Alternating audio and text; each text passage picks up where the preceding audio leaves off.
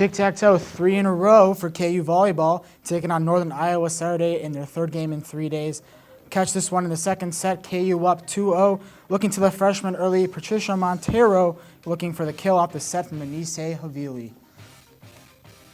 Point KU, unleash the pain. Kelsey Payne comes live after struggling the last 2 games, alone 13 kills combined. If you can't find her, just look all the way up. Bang, just typical day at the office.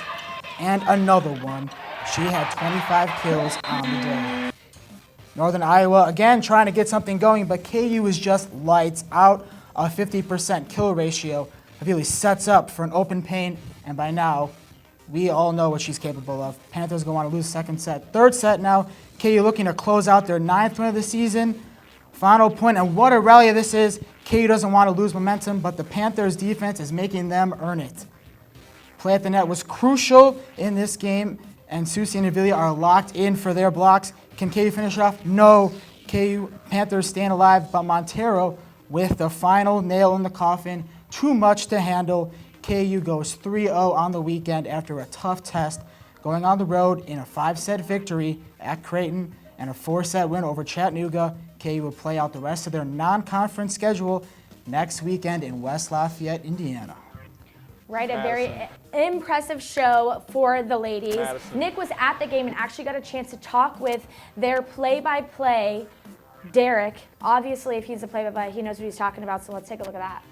Coming into this year, obviously you lose the senior leadership of Tiana Dockery, who was just everything for this team. She was the glue of this team, and she did so many things right. You have to replace that. And yes, Taylor Susie and Cassie Waite and Maggie Anderson, good senior leadership there, but you still lose a lot with Dockery. And so obviously there's some holes to fill, some new faces who are really contributing to this team. They're young freshmen. We can't forget that at the last time we saw Kansas in 2015, they were a finished product. They were a team that was in the Final Four. They had played a bunch of NCAA tournament games.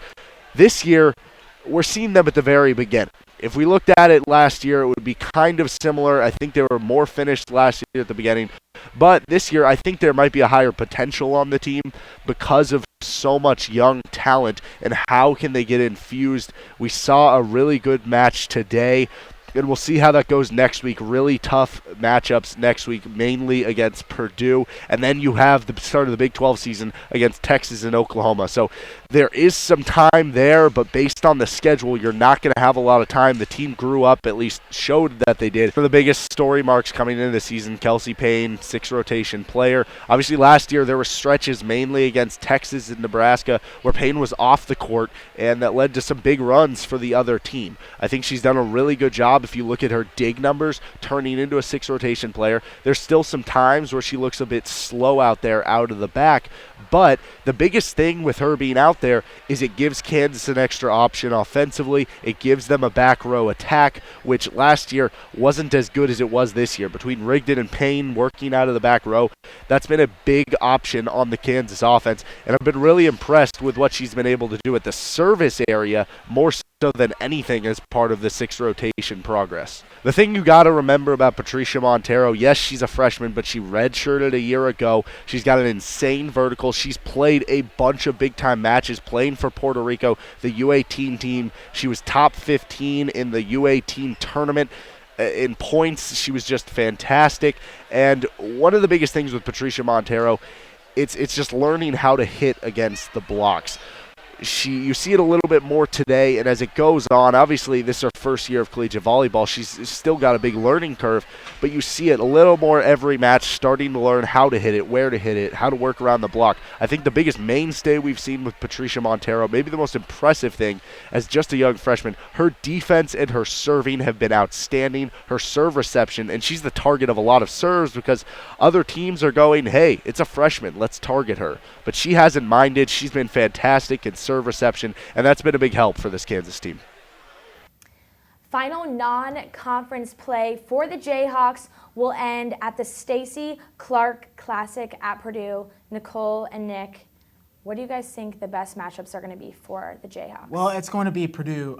They're ranked number 20th in the nation right now, 7-1 overall in the season, and a big win already this season for them. Upset number 9 Stanford in Palo Alto, who we know Stanford went to the Sweet 16 last year, so they have to key in on that matchup. Yeah, Stanford's always good. They always have been, always will be. Also, we talk so much about Anis Havili being just this dominant force on the court.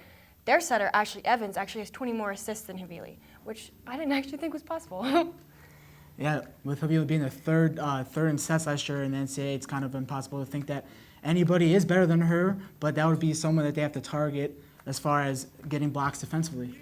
And speaking of blocks, Kelsey Payne is going to have her night cut out for her. Daniel Catino, the right side hitter for Purdue, which matches up with her. She has 129 kills to Payne's 124. But the way that I see it, if Payne can continue to get these nice long swings, these nice long approaches, get back and get ready for the hit, and go up and swing across her body, the way that she swings just completely jukes the blockers every time. And those cross-body shots are not easy to dig. That Right, packs a exactly. lot more power. Yeah, exactly. All right, guys, so we will look forward to covering that tournament for you guys, but we have men's